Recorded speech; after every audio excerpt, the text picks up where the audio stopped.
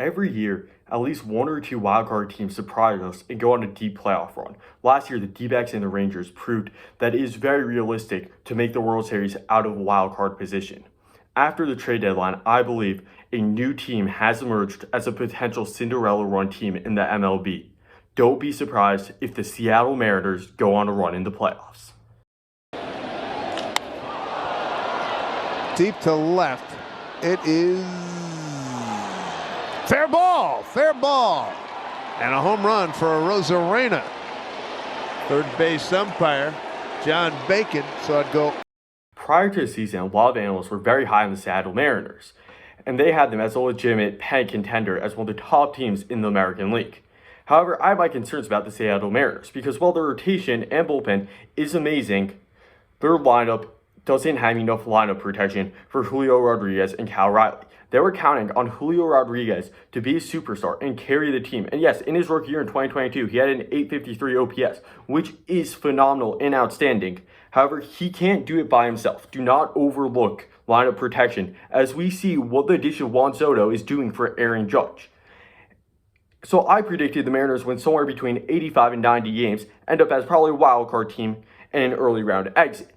And yes, sure enough, Seattle's rotation has been great. George Kirby, Logan Gilbert, and Brian Wu all have sub-3.2 ERAs, and Luis Castillo and Bryce Miller are right behind at 3.4.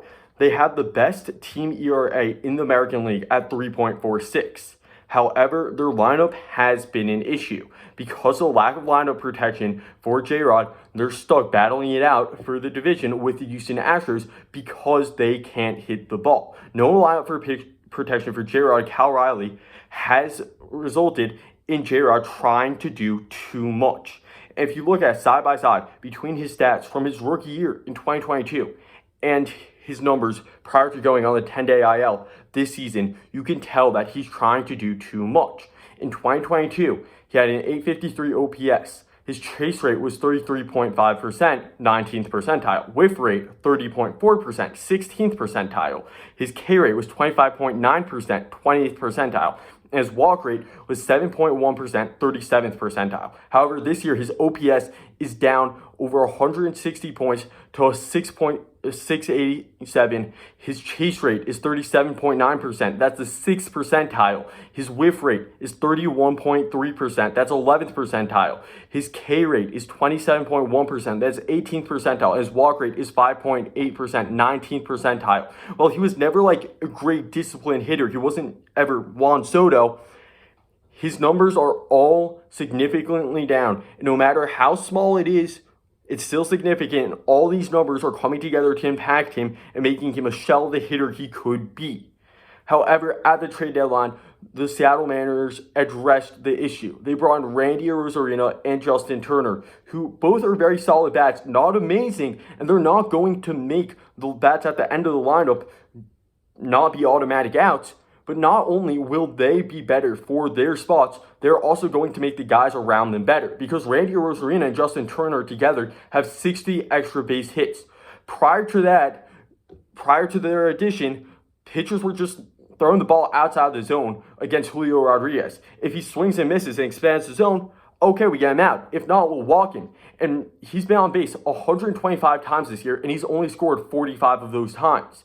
When you have guys like Randy Arozarena and Justin Turner who are threats to hit doubles and triples and home runs, you can't just afford to put a fast base runner on base, which will result in more pitches over the plate against Julio Rodriguez and also Cal Riley, which will result in more home runs, and this Mariners lineup is going to be an above-average lineup. You put that together with the best pitching staff in the American League, these guys can cook. If you go into a playoff series against three guys at the front of the rotation, all with sub-3.2 ERAs, you're probably not going to win more than one game. And then you're fighting from behind every time. So if these guys get in, and I'm not guaranteeing that they get in, but if they get in, the Seattle Mariners are going to be a scary team. We saw what the Rangers did last year with Eovaldi and Montgomery taking over. The D-backs with Merrill Kelly and Zach Gallen taking over. We can see the Seattle Mariners do that this year with George Kirby, Logan Gilbert, and Brian Wu, all sub-32 ERAs.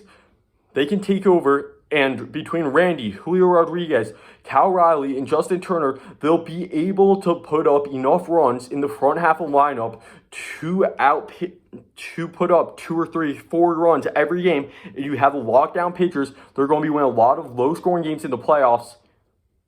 Who knows? Maybe not the Yankees, maybe not the Orioles, maybe not the Guardians. Maybe the Seattle Mariners win the American League pennant. Deep to left. It is fair ball. And a home run for Arozarena. Third base umpire John Bacon saw it go